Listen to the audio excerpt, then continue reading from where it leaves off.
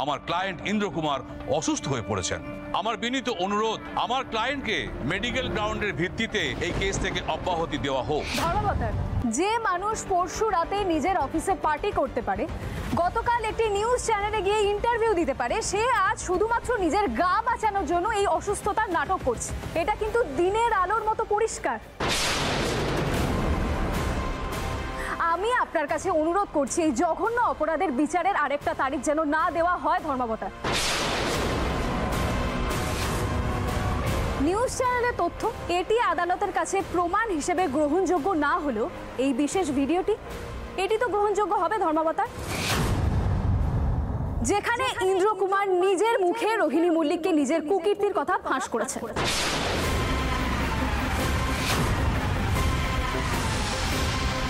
আমি সাক্ষী হিসেবে বর্ষা দত্ত এবং তনুশ্রীকে কাঠগড়ায় ডাকার অনুমতি চাইছি। অবজেকশন মিলার, আমার ক্লায়েন্ট সত্যি অসুস্থ, তাকে আরেকটু অবজেকশন ওভাররুল। এই কেসের শুনানি আজই হবে। সাক্ষীদের কাঠগড়ায় আসার জন্য অনুমতি দেওয়া হলো। Thank you milord. যাও বর্ষা। বর্ষা, বর্ষা একদম ভয় পাবি না, একদম ভয় পাবি না বর্ষা, যা।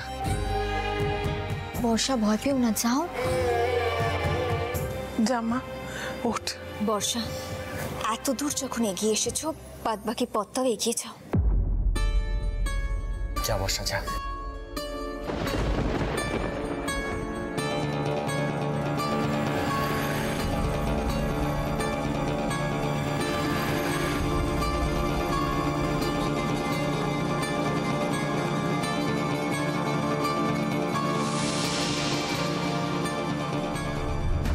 তোমার মধ্যে একটা ব্যাপার আছে স্যার।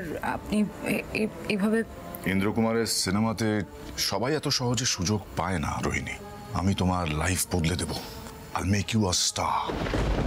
শুধু আজকের রাতটা তোমায় আমার একটু খুশি করে দিতে হবে। এসব আপনি কি বলছেন স্যার? আপনার নেশা হয়ে গেছে। নেশা? হ্যাঁ, তা একটু হয়েছে বই কি। তোমার নেশা।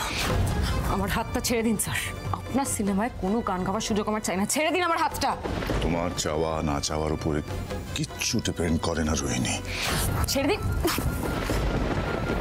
2 পয়সার সিঙ্গার হয়ে বেশি বাড়াবাড়ি করো না। ইন্দ্র কুমারের বিরুদ্ধে কথা বললে তার ফল কি হয় জানো?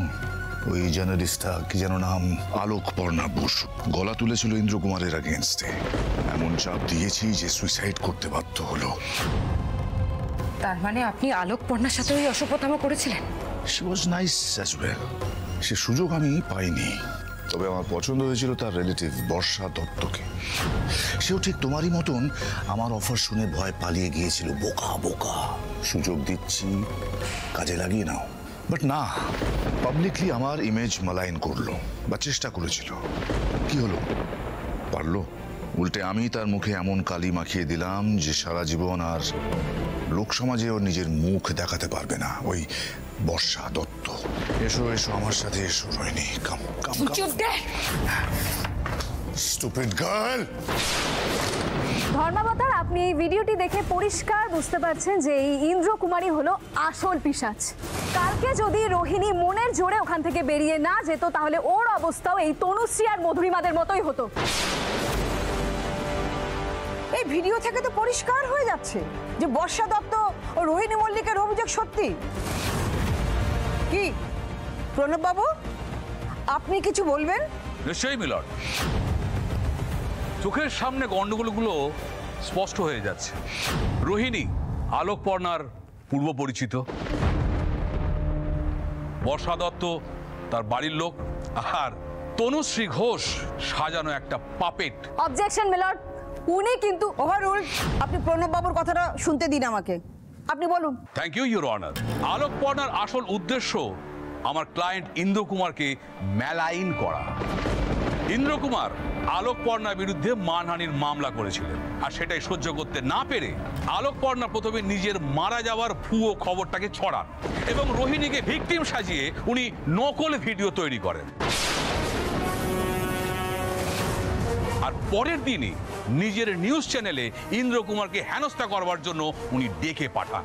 এই পুরোটা একটা প্ল্যান ধর্মাবতার।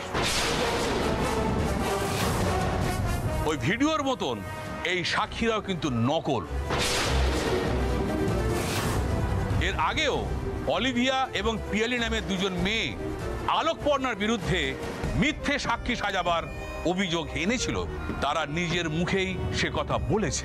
ইন্দ্রকুমারের নয়, বরং বর্ষা দত্ত এবং আলোকপর্ণা বসুর মতন মেয়েদের কঠোরতম শাস্তি দেওয়া উচিত, যাতে ভবিষ্যতে আদালতে দাঁড়িয়ে কেউ এভাবে মিথ্যে অভিযোগ আনতে না পারে আর কোনো ভদ্রলোকের এগেনস্টে যাতে আঙুল তুলতে না পারে। That's all your honour.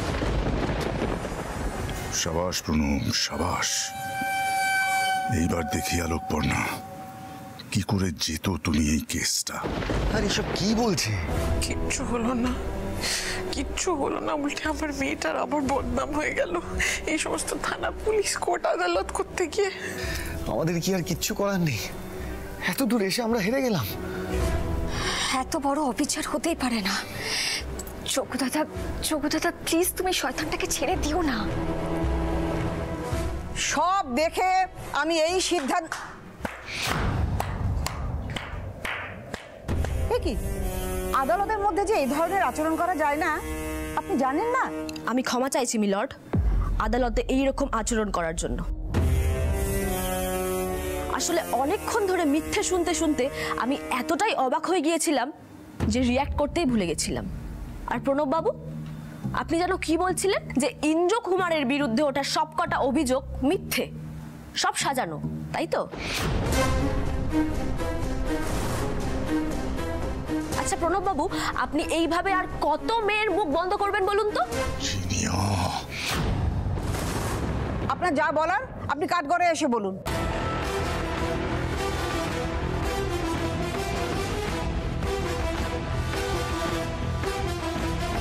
Milord, আমি জিনিয়া গুহ, ইন্দ্র কুমারের সেক্রেটারি। ওনারা কেউ আলোকপর্ণার সাজানো লোক নন, আমি বলছি আপনাকে। আর বাকি মেয়েদের মতো ইন্দ্রকুমার আমার ওপরেও দিনের পর দিন শারীরিকভাবে অত্যাচার করেছে। বাহ, আমি যতদূর জানি আপনি তো বেশ কয়েক বছর ধরেই ইন্দ্রকুমারের সেক্রেটারি। উনি আপনার সঙ্গে এমন খারাপ ব্যবহার করেছেন, এটা আজ কেন বলছেন? আগে কেন বলেননি? ভয় ধর্মাবতার, চাকরি চলে যাওয়ার ভয় আমি কিচ্ছু বলতে পারিনি। মিথ্যে, সব মিথ্যে কথা মাই লর্ড। আমিও ইন্দ্রকুমারের শিকার ধর্মাবতার। আমি একদিন অডিশন দিতে গেছিলাম আমার স্বামীর সঙ্গে, তারপর উনি আমাকে আলাদা করে ডেকে নিয়েছিলেন। সেদিন আমার স্বামীর কাজ থাকায় তিনি আমার সাথে যেতে পারেননি, আর সেই সুযোগে ওই জানোয়ারটা। ধর্মাবতার, আমিও ওনার শিকার। আমার সঙ্গেও অসভ্যতা করেছিল। আমিও ধর্মাবতার। আমিও। নিউ মিডিয়া নিউজ চ্যানেলে যা বলেছি আমি সব মিথ্যে কথা বলেছি। এই লোকটা আমাদেরও শ্লীলতাহানি করেছে।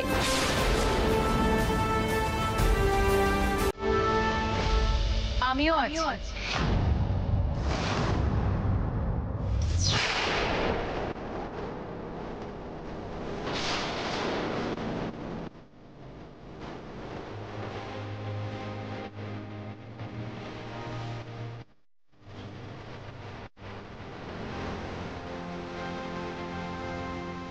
আমরা সবাই ইন্দ্রকুমারের লালসার শিকার হয়েছি। ও মাই গড, এসব কি শুনছি? আপনারা প্লিজ আমাকে একটু এক্সপ্লেন করুন তো। আপনারা সবাই প্লিজ কাঠগড়ে আসুন।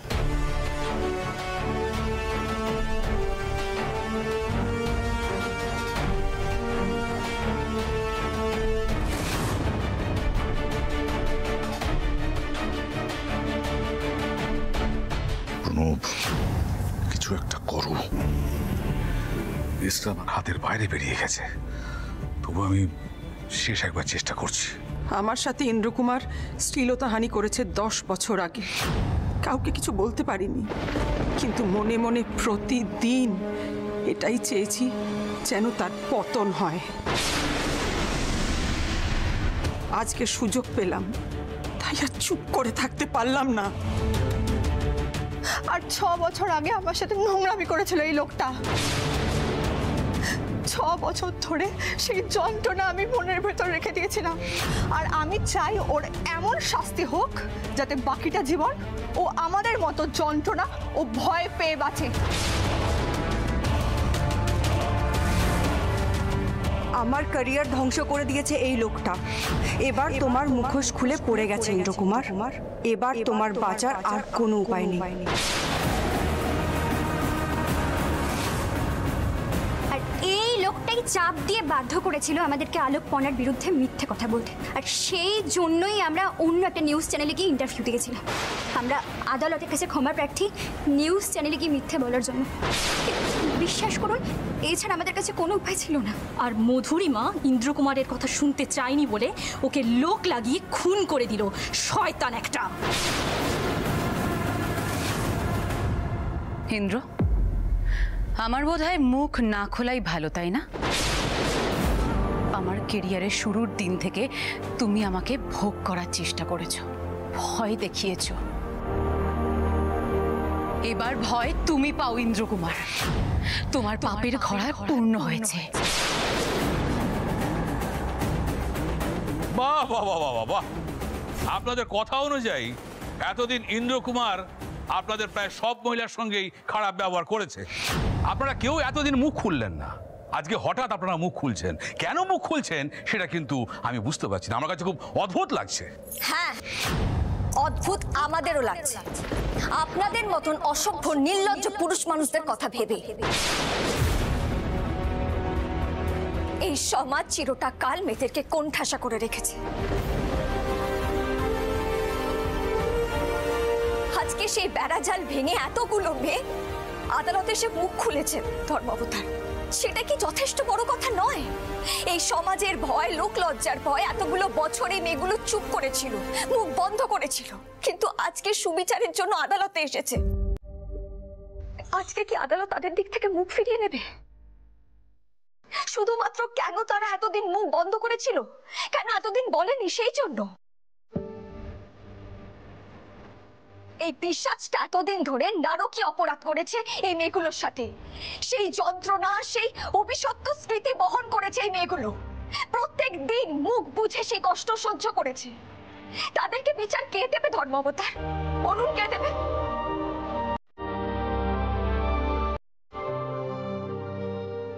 আমি আলোকপর্ণা এই নোংরা লোকটা ইন্দ্রকুমারের কঠিন থেকে কঠিনতম শাস্তি প্রার্থনা করছি আদালতের কাছে।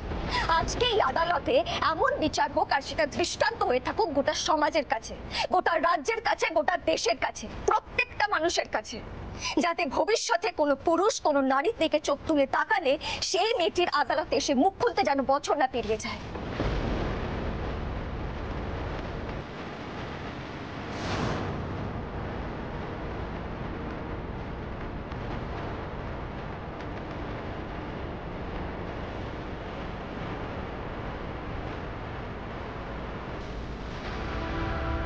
সমস্ত প্রমাণ এবং সাক্ষীর উপর ভিত্তি করে এই আদালত ইন্দ্রকুমার মিত্রকে একাধিক ধর্ষণ, শ্লীলতাহানি এবং খুনের অভিযোগে যাবজ্জীবন কারাদণ্ডে দণ্ডিত করল।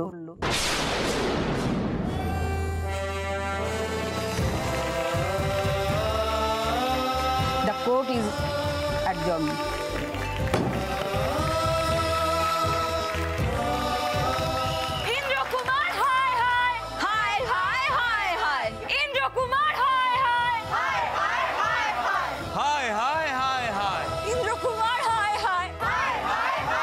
বর্ষা,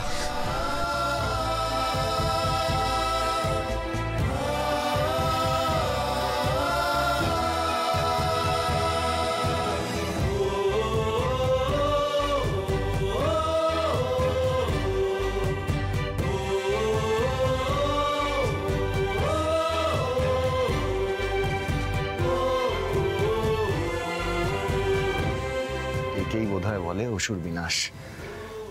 মেয়েরা যদি একবার জেগে ওঠে তাদের আটকায় কার শান্তি? মেয়েরা যেন চিরকাল চিরকাল এভাবে চিৎকার করে নিজেদের কথাগুলো বলতে পারে। যারা ভয় পাবে, পিছিয়ে যাবে, তাদের যেন এই পর্ণার মতো মেয়েরাই সামনের দিকে এগিয়ে নিয়ে যায়।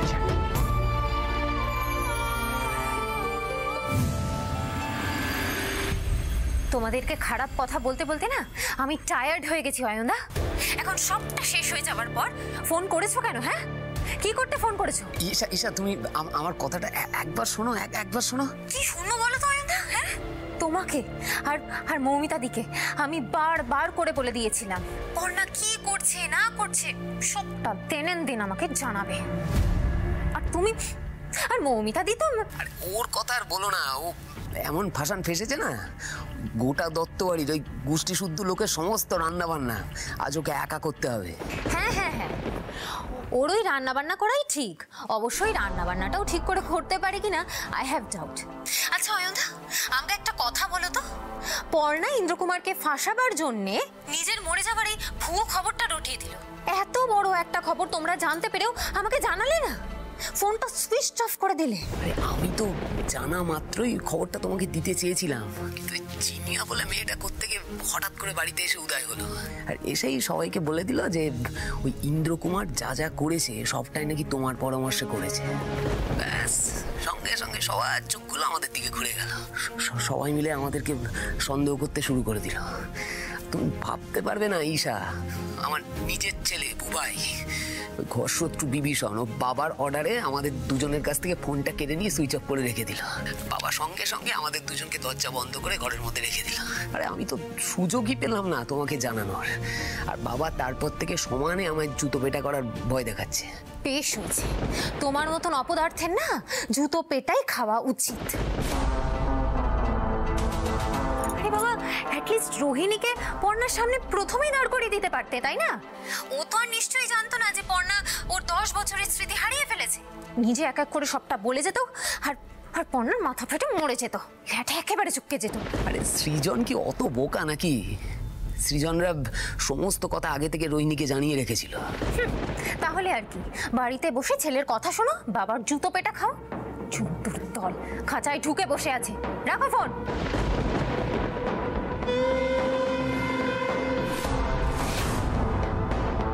এবারে এত আগে থেকে আমি পুরো প্ল্যানিংটা সাজিয়ে রেখেছিলাম, কিন্তু তারপরেও তুই জিতে গেলি পর্ণা। এই হারটা আমি কিছুতেই সহ্য করতে পারছি না।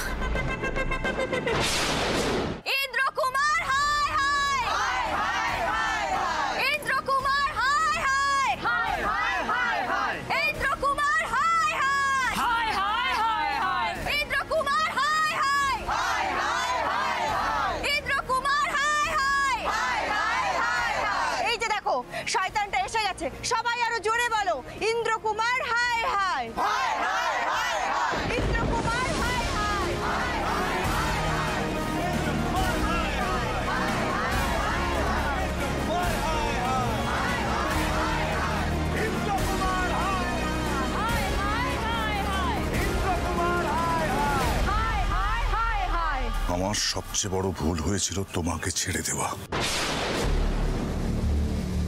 বর্ষার আগে যদি তোমার দিকে আমার নজর পড়ত,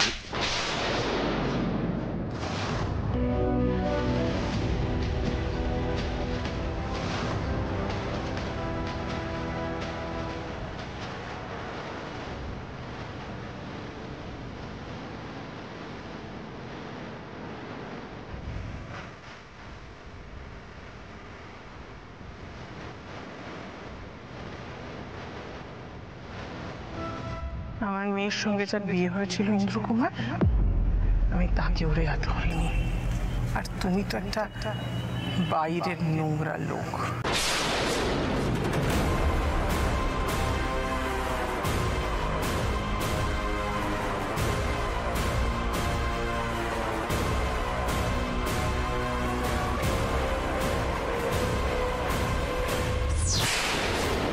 আর কোনোদিন যদি মেয়েদের দিকে চোখ তুলে তাকাতে দেখেছে, চোখ উপড়ে নেব।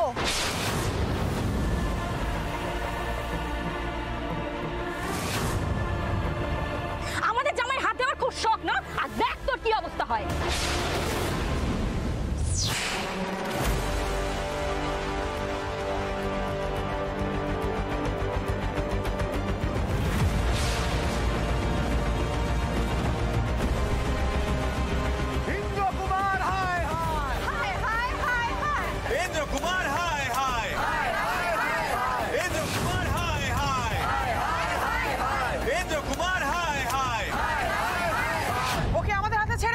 যা বিচার করার আমরাই করব। দিদি দিদি দিদি ম্যাডাম আছেন তো, একটু ভরসা রাখুন প্লিজ।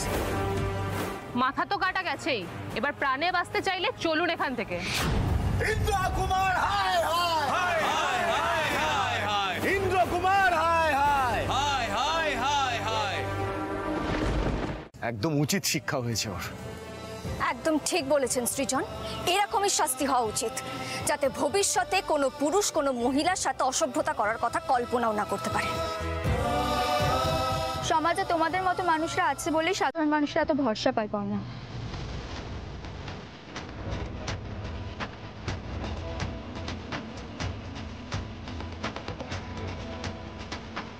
সত্যি বিক্রম, বৌদি ভাই যদি আমার মনে সাহস না জোগাতো, এই লড়াইটা লড়ার সাহস আমি পেতাম না। আর তোকেও থ্যাংক ইউ, তুই সমান আমার পাশে ছিলি। বর্ষা, তুই তো আমার বন্ধু, আর এটা তো আমার কর্তব্য।